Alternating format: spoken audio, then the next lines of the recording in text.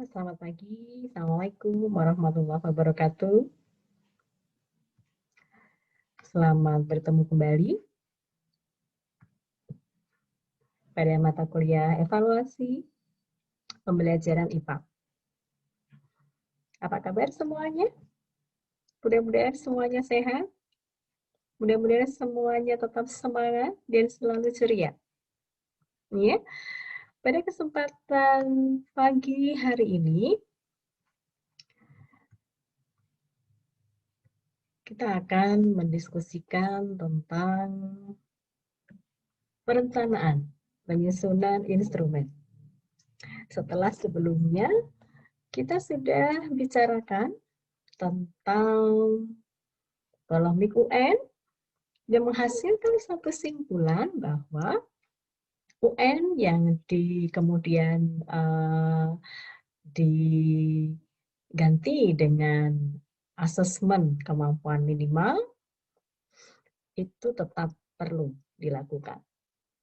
Ya, kita juga sudah berbicara, sudah mendiskusikan tentang pengukuran, penilaian, dan evaluasi. Yang simpulannya bahwa kita guru harus mempersiapkan alat ukur yang baik agar kita dapat mengukur dan menilai peserta didik kita dengan baik. Tujuan untuk mengukur kita sudah mendiskusikan juga kemarin ada 4. Kemudian prinsip-prinsip penilaian juga sudah dibicarakan.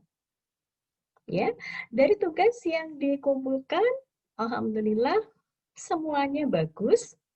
Ya, semuanya bisa menjelaskan tentang assessment for learning, assessment as learning, assessment of learning. Kemudian prinsip-prinsip penilaian juga bisa dijelaskan dengan baik. Maka sekarang kita akan masuk ke materi kita, perencanaan penyusunan instrumen penilaian. Ya, coba kita lihat dulu. Nah, ketika kita akan mengembangkan instrumen, menyusun instrumen, maka kita perlu memperhatikan bagian ini.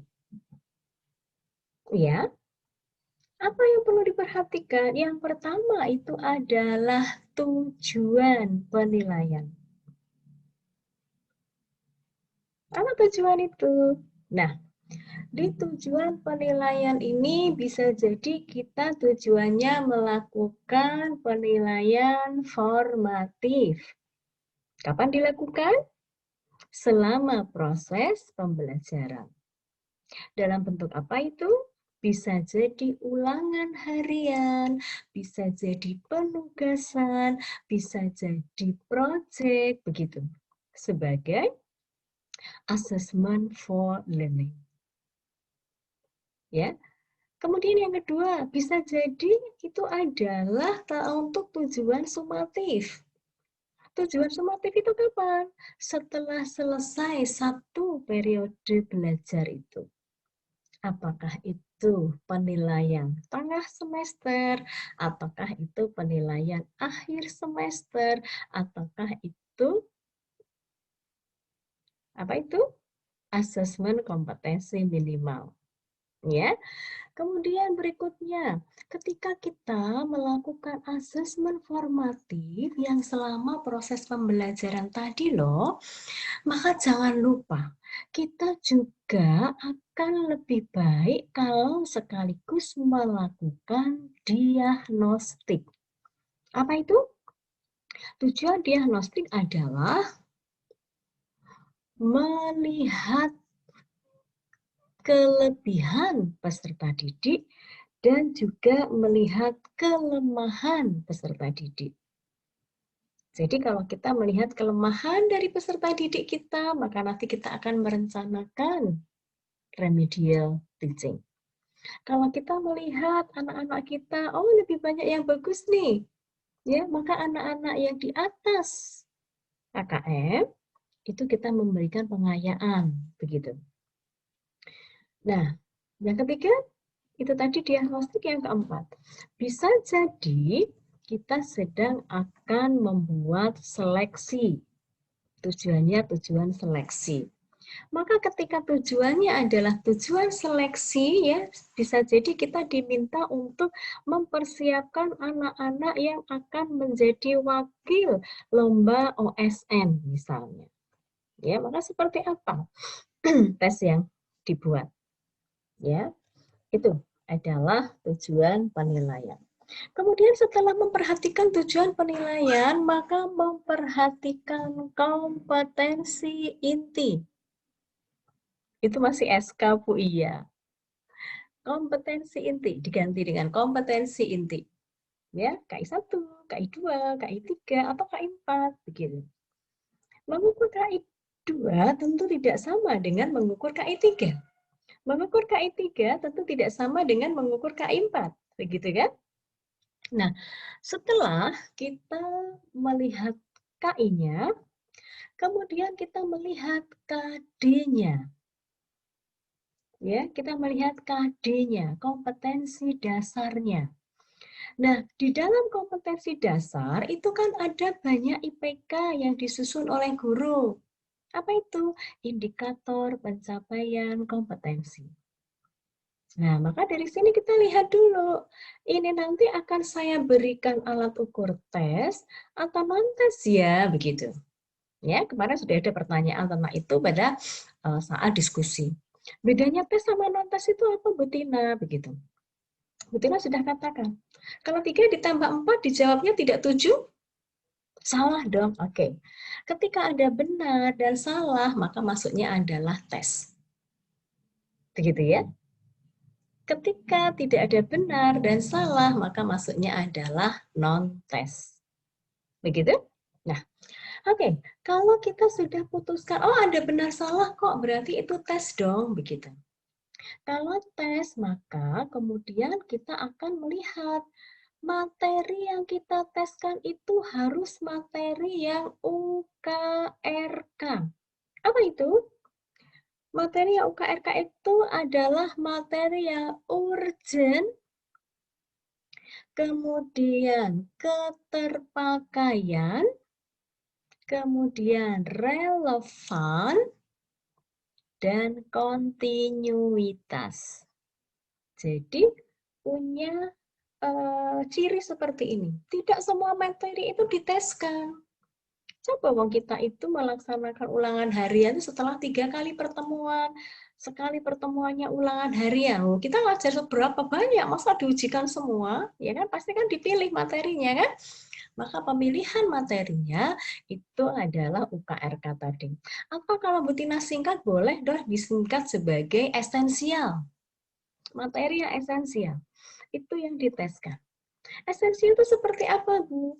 Yang dipakai untuk mempelajari materi selanjutnya atau digunakan oleh mata pelajaran lain untuk menjelaskan materi pelajaran itu. Itu disebut sebagai materi yang esensial. Ya, menggantikan UKRK tadi, urgensi, keterpakaian, relevan, dan kontinuitas. Nah, selanjutnya, setelah kita ketemu materi-materi yang ini, ya, maka kemudian kita cek, kita itu kalau mau diuji secara tulis atau lisan tepat enggak ya, gitu. Ya, tepat enggak ya, begitu. Misalnya pertanyaan saya begini, kalau bunyi IPK kita adalah siswa terampil menggunakan pipet ukur. Pipet ukur boleh pipet tetes ya, pipet ukur, pipet tetes. Ataukah siswa terampil menggunakan termometer misalnya. Maka bagaimana ini cara ngujinya, cara ngetesnya?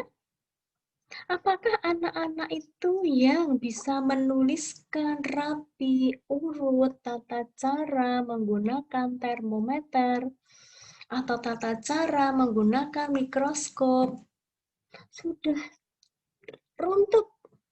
Apakah jaminan dia bisa? Belum tentu, Bu. Nah, kalau seperti itu berarti tidak boleh diukur dengan tulis. Diukurnya dengan apa? Dengan perbuatan. Ya, diukurnya dengan tes perbuatan. Tes perbuatan itu yang mana, Bu? Tes perbuatan itu bisa jadi berupa tes kinerja. Kapan tes kinerja itu dikerjakan, Bu? Ketika performa yang akan kita ukur itu bisa selesai dalam waktu yang cepat. Ya, waktunya mungkin 5 menit, 10 menit selesai. Maka kita lakukan tes kinerja. Tapi kalau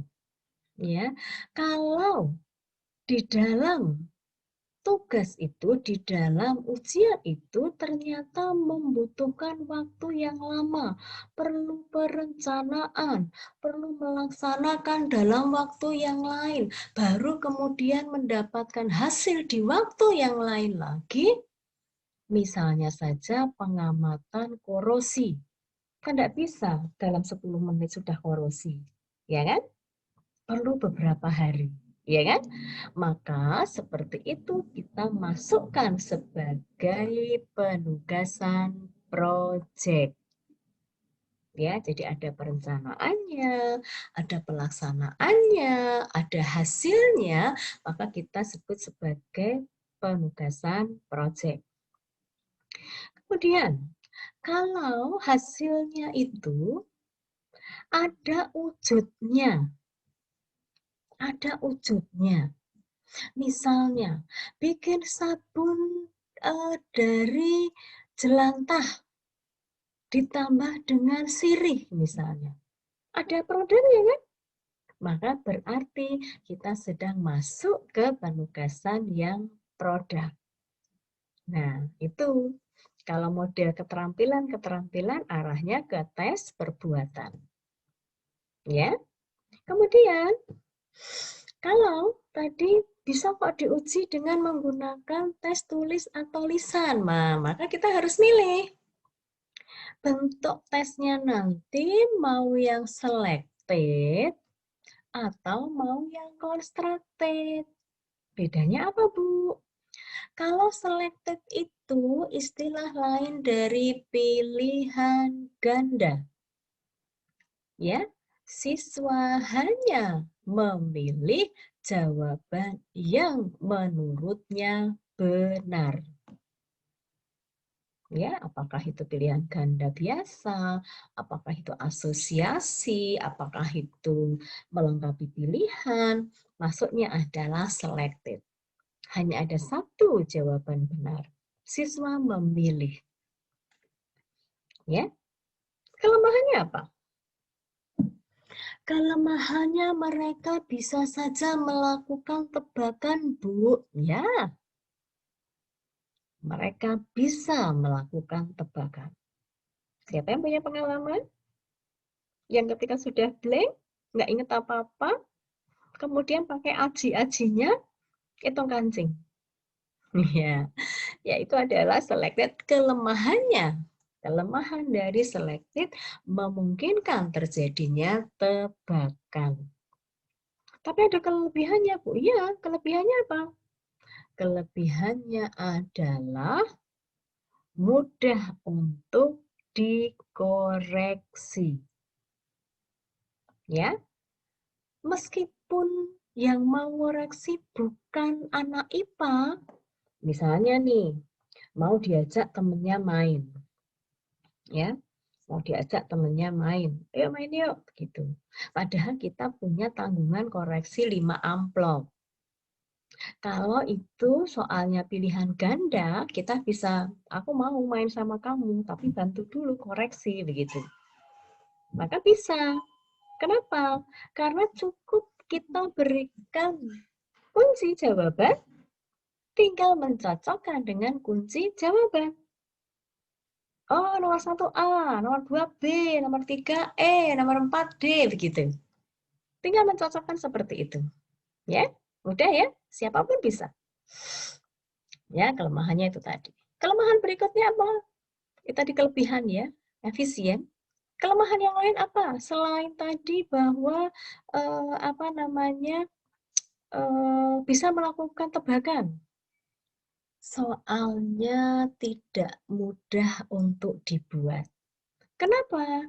Karena pada soal pilihan ganda itu ada stem atau pernyataan dan ada option. Di dalam option itu ada kunci jawaban dan pengecoh. Bikin kunci jawaban gampang, tapi bikin pengecoh ini yang tidak gampang. Karena pengecoh itu harus homogen. Panjang pendeknya harus homogen, kalimatnya harus homogen, ya, seperti itu. Oke, kalau seperti itu yang alternatifnya apa, Bu? Constructed. Constructed itu adalah uraian. Soal uraian dianggap sebagai soal yang paling bagus untuk mengukur kemampuan peserta didik. Mengapa? Karena pada soal constructed ini siswa menguraikan sendiri jawabannya. Begitu. Sehingga guru bisa menganalisis kemampuan yang sesungguhnya. Begitu. Asal tidak dijawab seperti kemarin ya, Tuhan Maha Tahu gitu ya. Asal jawabannya jelas, maka di sini bisa kita gunakan untuk menganalisis kemampuan peserta didik. Jadi itu. Kalau diuji secara tulis lisan tepat, kita pilih pilihan ganda atau uraian. Kalau tidak tepat, harus pakai tes perbuatan. Begitu ya. Yang kalau non-tes tadi bisa menggunakan angket, bisa menggunakan portofolio, bisa menggunakan observasi, bisa menggunakan peer assessment, bisa menggunakan self-assessment, penilaian diri, penilaian teman. Ya, bisa menggunakan itu. Nah, semua jenis alat ukur ini tadi wajib untuk diikuti kaidah penulisan soalnya dan pedoman pensekorannya. Ya, harus diikuti betul. Oke ya? Baik. Nah, langkah-langkahnya seperti apa? Kalau begitu, ada banyak sekali ya, ada banyak sekali. Satu, tadi menentukan tujuan tes ya. Dua, menentukan kompetensi yang akan diujikan. Ya, kompetensi yang akan diujikan itu yang mana? Nanti kita lihat. Ya, materi yang akan diujikan harus UKRK tadi. Menetapkan penyebaran butir soal.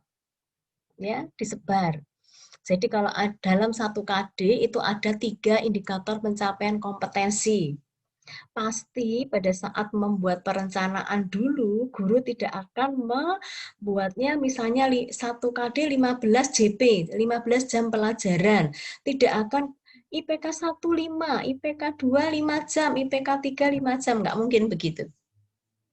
Ya, nggak mungkin seperti itu. Pasti guru akan mempertimbangkan keluasan, kedalaman, dan kompleksitas materinya.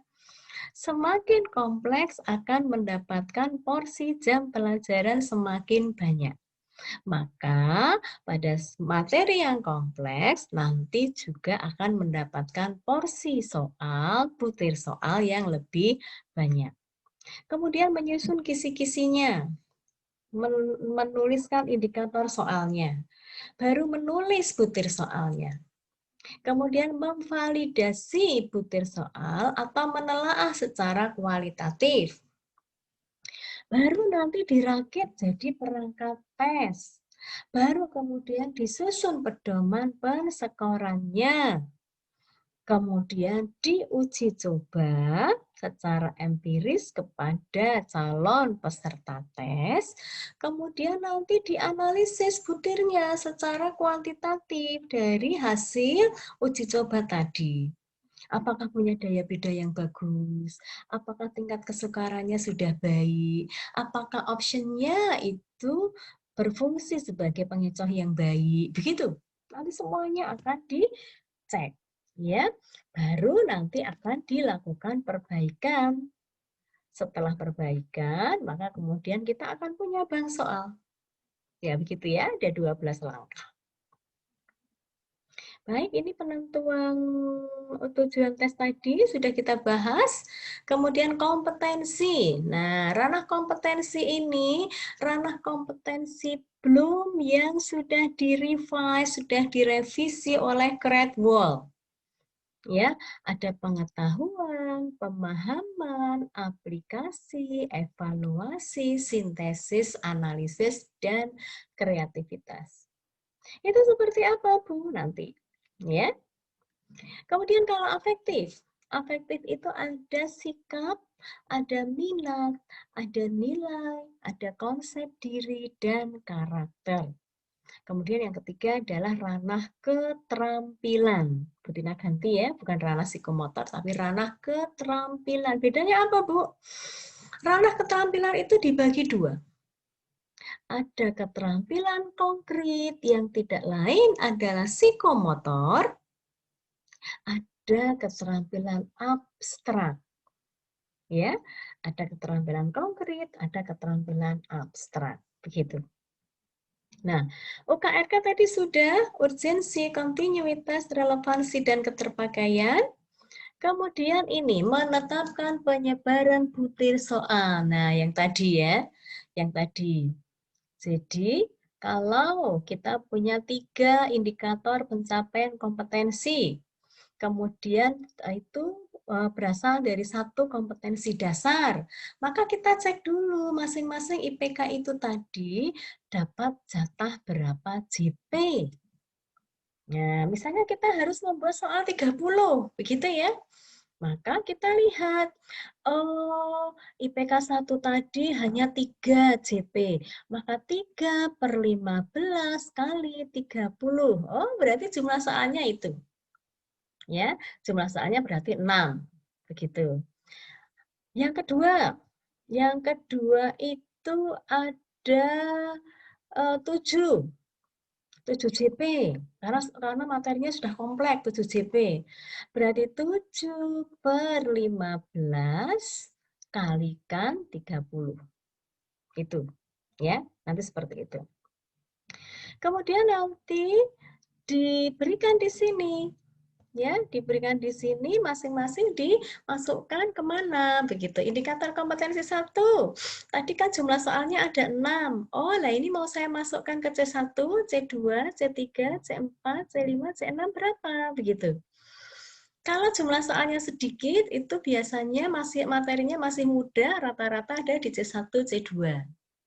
C1 itu adalah pengetahuan, C2 itu pemahaman, C3 itu aplikasi, C4 itu sintesis analisis, C5 evaluasi, C6 itu adalah kreativitas. Ya, sambil nanti silahkan belajar tentang taksonomi Bloom dari Great Wall. Nah, ini yang tadi pengetahuan itu seperti apa, pemahaman, penerapan, analisis sintesis, ini yang domain Bloom, ini yang taksonomi terbaru. Ya, di sini sudah ada, nanti silahkan dipelajari. Pengetahuan C1 itu ya seperti apa? Oh, hanya ingatan saja. Ya, hanya ingatan saja, maka di situ C1.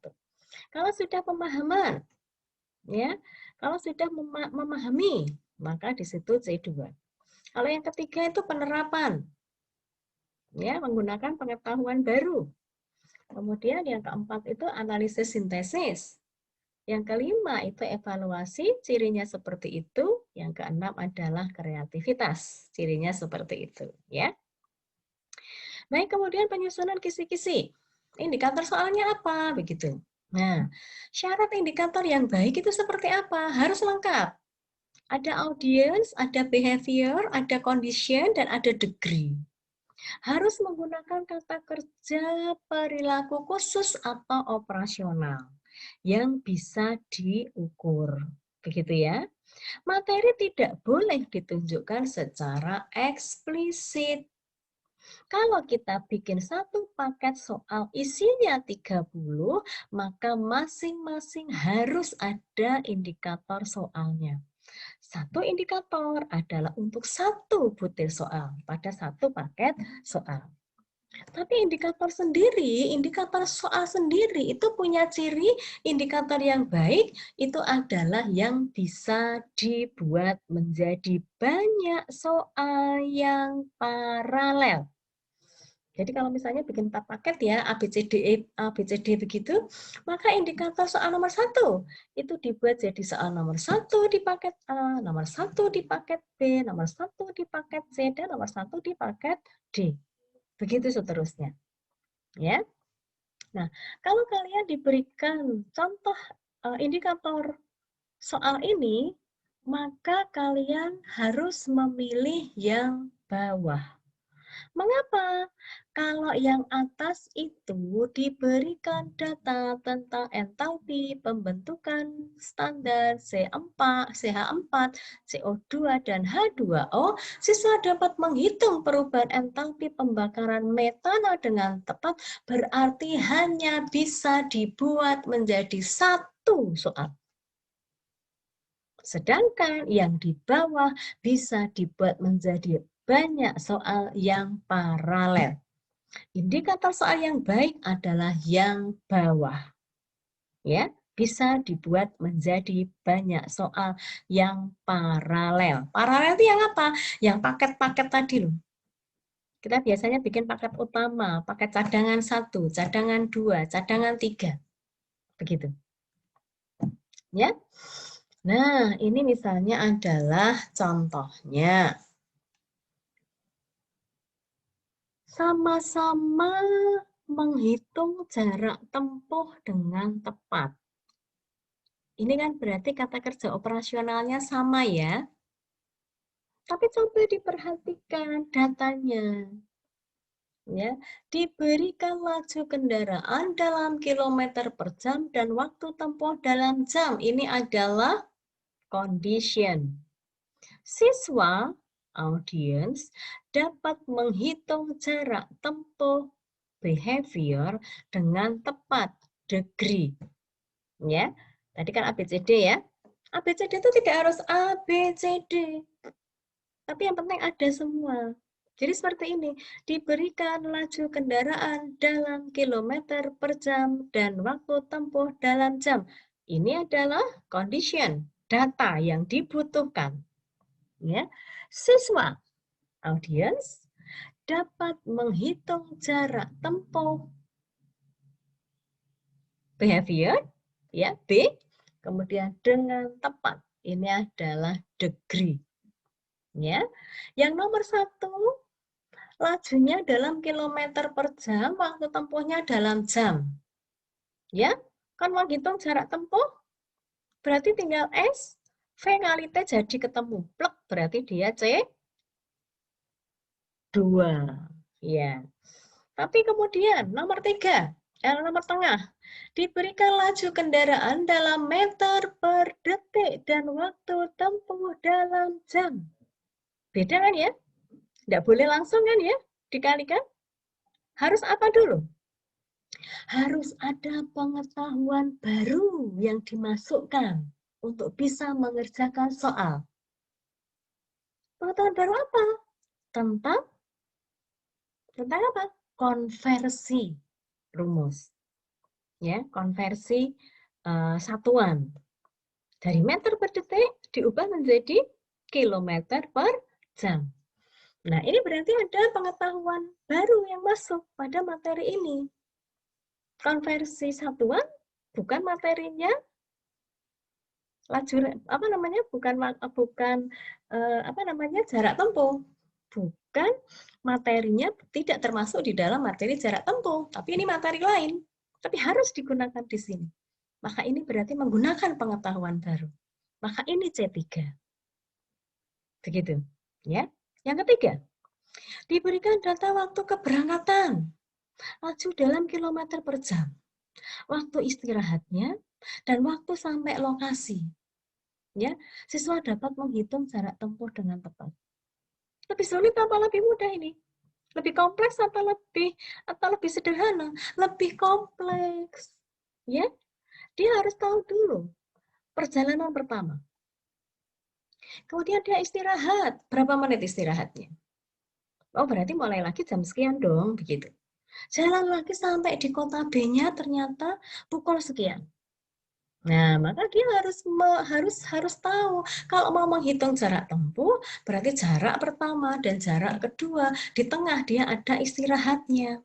Maka berapa waktu di sini, berapa waktu di sini, harus dianalisis dulu. Maka dia sudah naik lagi levelnya menjadi C4, begitu. Ya, oke.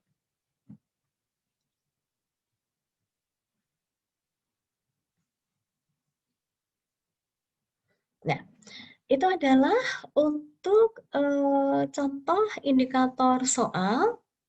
Ya, sekarang tugas kalian 5 menit pertama adalah buat masing-masing soal dari indikator-indikator yang Bu Tina sampaikan di sini tadi.